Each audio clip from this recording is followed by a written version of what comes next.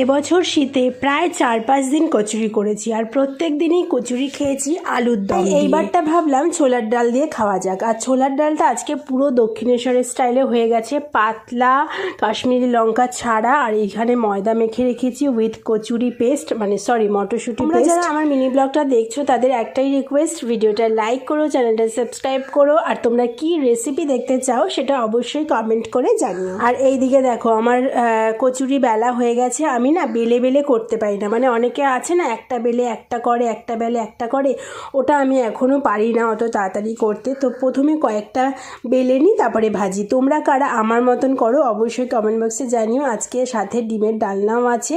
তো প্লেট সাজানো হয়ে গেছে, খাওয়া দাওয়া করে ঘুমিয়ে পড়লাম রাতে। তারপরে সকালবেলা, মানে আজকে সকালবেলা বাজারে গেলাম, মাছ নিলাম, সবজি কিছু নিলাম, তারপরে কালকের কচুরি কিছুটা ছিল সেটা দিয়ে ব্রেকফাস্ট করলাম। টাটা।